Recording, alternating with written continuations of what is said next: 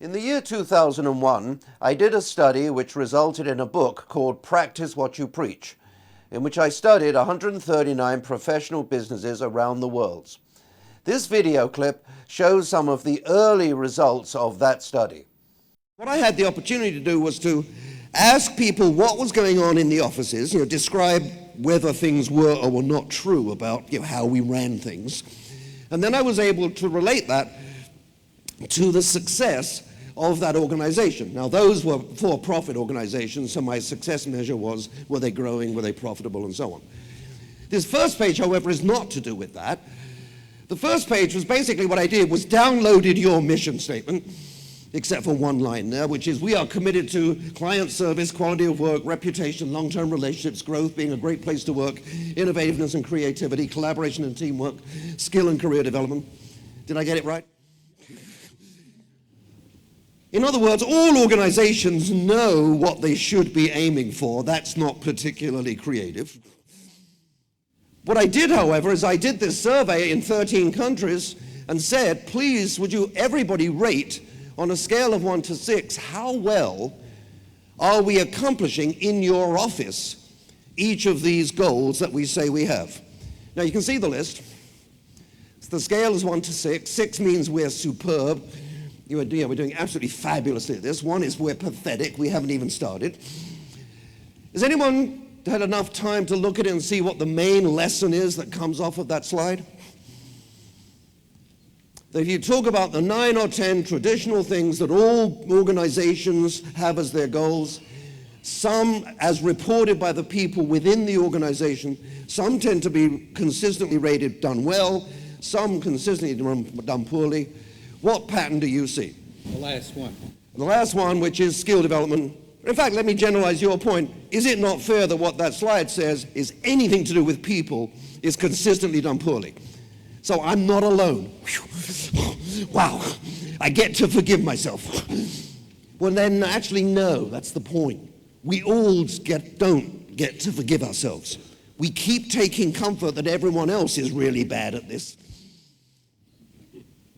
And that's what we got to stop doing as of today. Are we clear? The fact that everybody else is equally bad at people doesn't mean that you get a pass. The issue is going to be if you don't know how to get good at people and don't get to improve and are not on the improvement path, we have to get you out of a managerial role. And again, it's not going to be brutal. No, I'm not saying you're going to be excellent tomorrow. It's get on the improvement path. What you're not allowed to do is say that topic doesn't interest me. Am I being clear on the issue?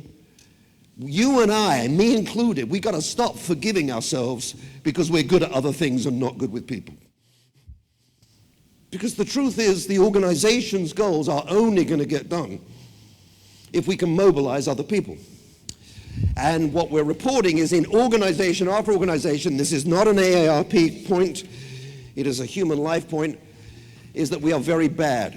Let me give you the main thing I've learned in 25 years. The only competitive advantage I've ever seen, and I'm referring briefly to the for-profit sector, is not intelligence, it's not where you went to school, it's not even what background did you start with, interestingly.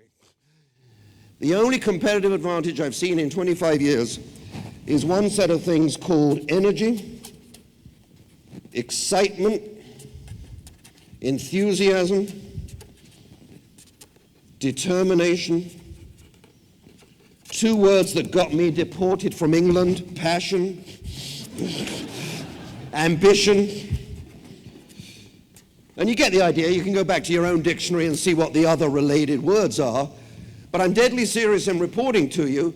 It is not hard to figure out that the key to running an organization is look after your clients, act like colleagues, deal with underperformance. These are not intellectually creative points. Right? That's knowing you should do that is not the point. What is scarce, and therefore what is determinative, is this stuff. It's hard to find people and organizations filled with energy, drive, excitement, passion, enthusiasm, determination.